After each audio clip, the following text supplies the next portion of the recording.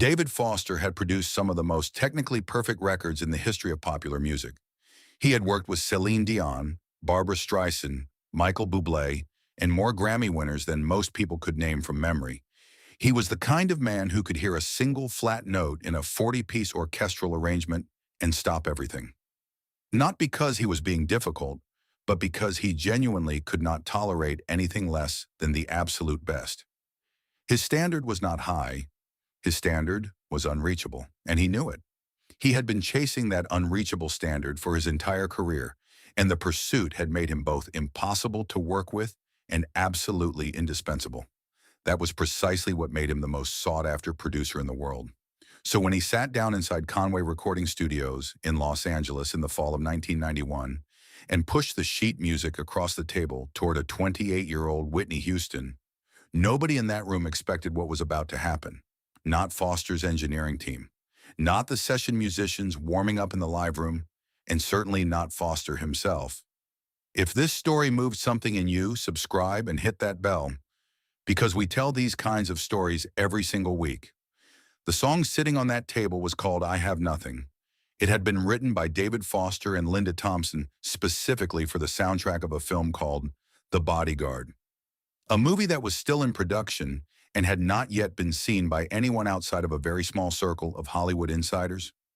On paper, the song was everything Whitney Houston was built for, a soaring, emotionally devastating ballad that climbed through multiple key changes before arriving at a final chorus that demanded every ounce of vocal power a singer could summon. It was, in theory, perfect for her. But here is what nobody talks about when they tell the story of that recording session. Here is the part that has been quietly buried under decades of praise and retrospective celebration. David Foster did not believe Whitney could do it. Not the way he heard it in his head, not in the key he had written it in, not with the arrangement he had constructed, an arrangement built around a melodic peak that sat in a register so brutally demanding that Foster himself had privately told at least two members of his team that he was not sure any living singer could land it cleanly in a single take. He had written the song as an ideal, a theoretical ceiling, and now the woman he had written it for was sitting across from him, reading through the pages, and he was already doing the math in his head. "Whitney," he said, keeping his voice even and professional, the way he always did when he was about to say something that might sting. "I want to be straight with you before we go in there. This song, the bridge specifically and the way it resolves, it's going to push you into territory that is genuinely extreme. Even for you." He paused.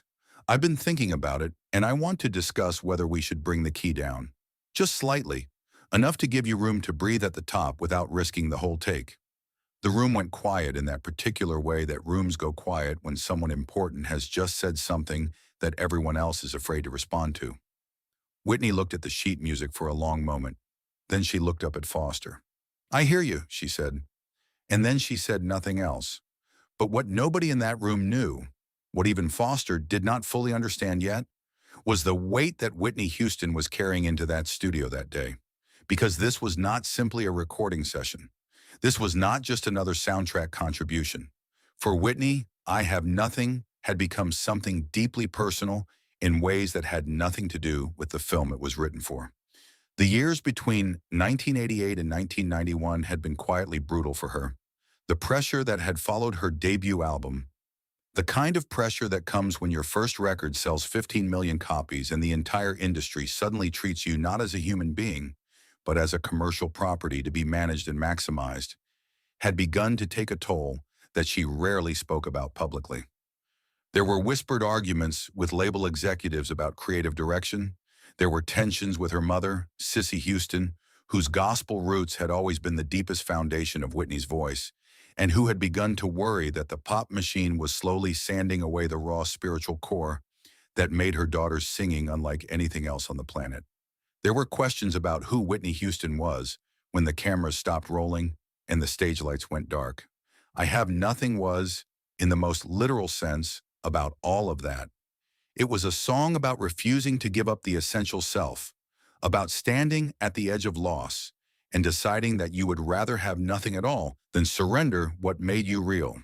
Whitney had not told Foster any of this, But she had heard something in those pages that went far beyond a film soundtrack.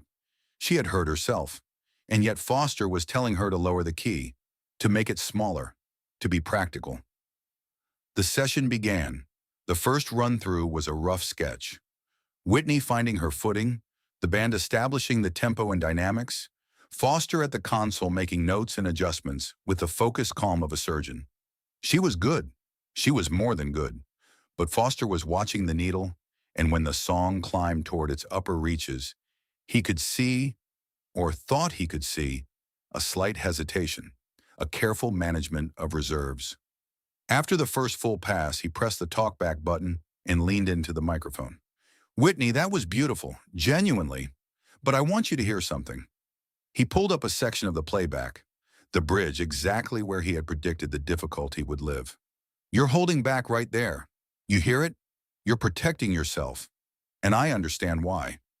But the song needs you to let go of that protection, and I'm not sure—" He stopped. He chose his next words carefully. "I'm not sure the key we're in gives you enough room to let go safely." There was a long silence through the monitors. Then Whitney's voice came back through the talkback, quiet and very calm. "Can we go again?" Foster looked at his engineer. His engineer looked at Foster. Foster pressed the button. "Let's go again." What happened during the second take is the kind of thing that professional musicians, people who have spent their entire lives inside recording studios, who have heard thousands of great performances and learned to calibrate their reactions accordingly, describe with a very specific kind of language. They do not say it was good or impressive or even extraordinary. They say it was like the room changed. They say it was like the air pressure shifted. They say there was a moment somewhere in the second verse when every single person on the other side of the glass stopped what they were doing. Whitney did not lower the key. She did not manage her reserves. She did not protect herself. She opened. The bridge arrived, and she did not approach it carefully or tactically. She went straight through the center of it, full voice, full weight, every ounce of everything she had carried into that room, the pressure, the years, the questions about who she was and what she was allowed to be. She poured it directly into the microphone. The note at the peak of that bridge is one of the most technically demanding moments in the entire pop vocal canon. It requires power and control simultaneously. It requires a singer to be both completely unleashed and completely precise at the exact same instant. Most singers, even great ones, choose one or the other. Whitney Houston chose both. When she held that note, Foster's hand stopped moving across his notepad. He did not realize it had stopped until afterward. He would tell this story later in an interview, several years after the fact, when enough time had passed that he could be honest about what he had felt in that moment. And he would say that his first emotion was not admiration. It was something closer to embarrassment, because he had sat across from her an hour earlier and told her the song might break her. He had suggested, politely and professionally, that she was not quite enough for what he had written, and she had just demonstrated in a single unbroken take that she was not only enough, she was the only reason the song existed at all. The final chorus came and went like a wave breaking, and then there was silence. Nobody spoke for what felt like a full minute. In reality, it was probably 8 or 10 seconds. But inside a recording studio, 8 seconds of silence after a vocal performance is an eternity. It means that the people listening are not moving because they have forgotten to move. Foster slowly reached forward and pressed the talkback button. He opened his mouth to say something, and then he closed it again. Because the thing he wanted to say was not a producer's note or a technical observation. It was an apology, a simple, unadorned acknowledgement that he had been wrong. Not about the song, but about her, about what she was capable of, about the ceiling he had quietly assumed existed above her. What he actually said after that long pause was 2 words. "That's it." His engineer nodded without speaking. The session musicians in the live room were looking at each other through the glass with the slightly dazed expressions of people who have just witnessed something they will spend the rest of their lives describing at dinner tables and in green rooms and in the quiet hours after other recording sessions, when the conversation turns to the question of what greatness actually looks like up close. They did not go for a third take. They did not need one. Whitney Houston had recorded "I Have Nothing" in a single usable pass in the original key at full power.